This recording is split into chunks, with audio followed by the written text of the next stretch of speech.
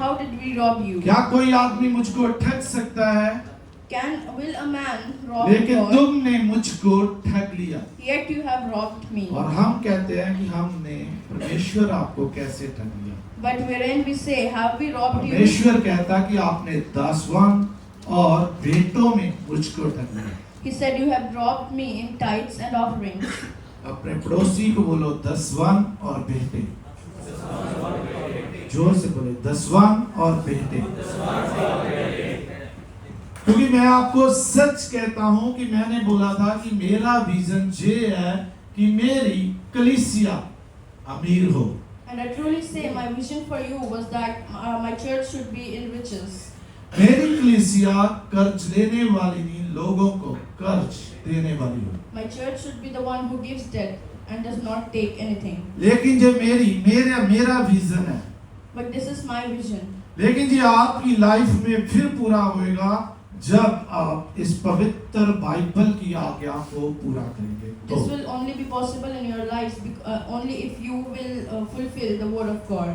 क्योंकि अगर आप चाहते हो कि आप कर्ज देने वाले हो तो आपको परमेश्वर को दसवां और भेंटें देनी पड़ेगी। If you want people to take from you or you want to give debt, then you have to give offerings and tithes to the Lord. अभी ध्यान से सुने। Now listen. धन आपके लिए डिसाइड नहीं करता कि आप नरक में जाएंगे या स्वर्ग में जाएंगे। Money or wealth does not decide that whether you will go to the heaven or hell. अगर आप बहुत गरीब हो, जो बाइबल नहीं कहीं लिखा कि आप बहुत गरीब हो तो आपके लिए 100% स्वर्ग है। In my Bible it does not say that if you are very poor then you will go to heaven. और ये भी नहीं है कि आपके पास बहुत ज्यादा धन है तो आप नरक में जाएंगे। And it also does not say that if you have so much of wealth you will go to hell. First याद रखें, आपने धन कमाया कैसे है वो फाइनल करेगा कि आपने नरक में जाना है या स्वर्ग में जाना है। What matters is how have you earned your wealth, and that will decide. First ये है कि आपने किस रीति से धन को कमाया है, And first is how have you earned. वो डिसाइड करेगा आपके लिए। That will decide for you. और सेकंड है कि आप धन को यूज कैसे करते हो, वो डिसाइड करेगा कि आप स्वर्ग जाएंगे या नरक जाएंगे। And second is how you use your wealth. That will decide.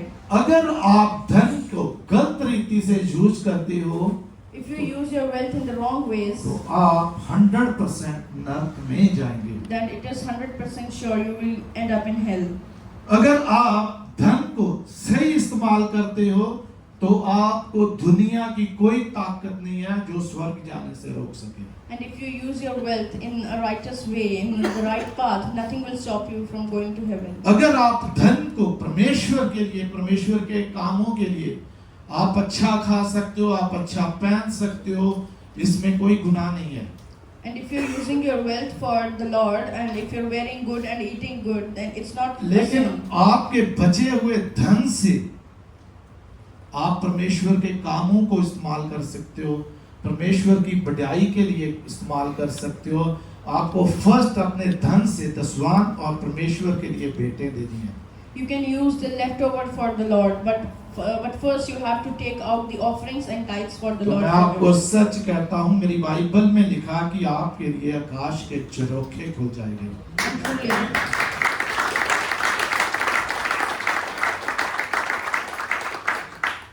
और याद रखना कि जो झरोखे खुलेंगे, जिस झरोखे से आपकी ब्लेसिंग आ सकती है, उसी ही झरोखे से आप एक दिन स्वर्ग में जा सकते हो।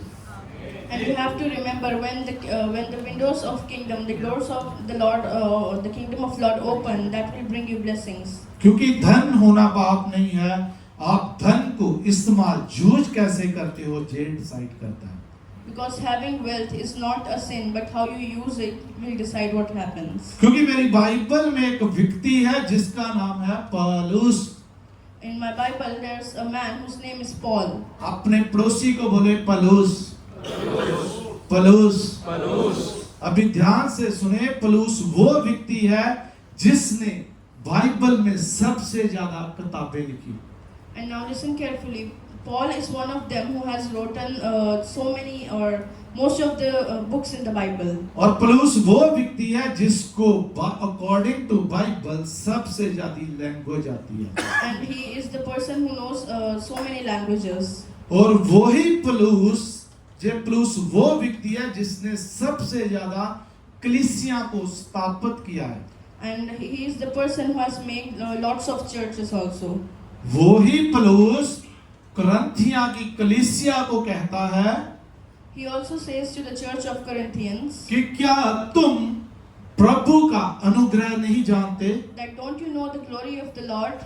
क्या तुम प्रभु की कृपा नहीं जानते? Don't you know the blessings of Lord? वो धनी होके भी तुम्हारे लिए निर्धन बना He was wealthy and still he became one ताकि of the तुम so धनी that, बन जाओ। so that you become wealthiest. कितना को समझाए?